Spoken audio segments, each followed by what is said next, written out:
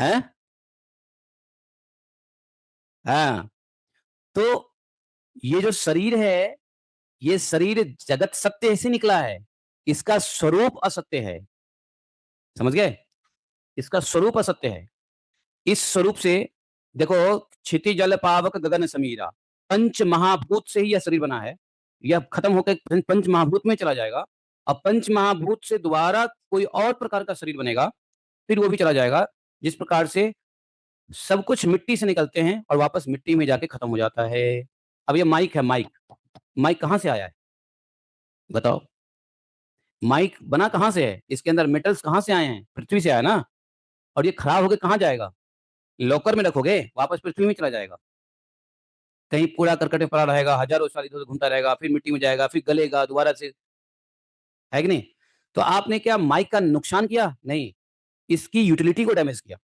जो माइक से हम बात कर सकते हैं, अब बात नहीं कर पा रहे हैं, तो आपने यूटिलिटी का विनाश किया, आपने उपयोगिता का नाश किया, न कि वस्तु का नाश किया। ये लकड़ी किसी समय में पेड़ थे, पेड़ से लकड़ी काटा गया। लकड़ी पेड़ तो नहीं बनाया मनुष्य ने, पृथ्वी से पेड़ निकला, उसको मनुष्य ने काट छाट के ये कुर्सी टेबल बनाया, जो पीछे देख रहे हो ये। इसको जब तक हम उपयोग कर रहे हैं तब तक ये है, उपयोग नहीं करेंगे टूट फूट जाएगा, वापस फेंक देंगे, वापस फिर पृथ्वी में चला जाएगा, गल जाएगा, पृथ्वी तत्व मिल जाएगा। तो उपयोगिता का सृजन ही प्रोडक्शन है। उसी प्रकार से शरीर का जो जन्म है, ये 7 तत्वों का संघात ही शरीर है, और पुनः शरीर 7 तत्व में 17 तत्व में चला जाता है।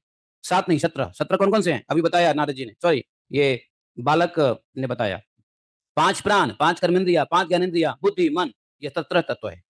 5 5 5 15 ये हो गए, बुद्धि और मन 17 तत्व। तो 17 तत्व से यह लिंग शरीर से युक्त है। 17 तत्व बना, उसमें लिंग शरीर घुस गया, जीवात्मा।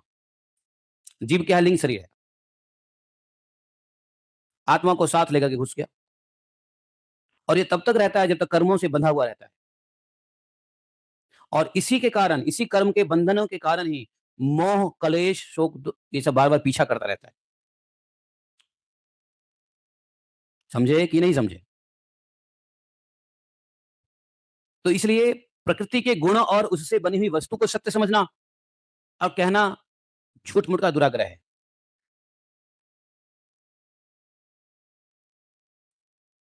वस्तुओं के समान इंद्रियों के द्वारा जो कुछ ग्रहण किया जाता है वो सब मिथ्या है। मनोरथ के समय की कल्पित और स्वप्न के समय की देखी जाने वाली वस्तु सब मिथ्या है।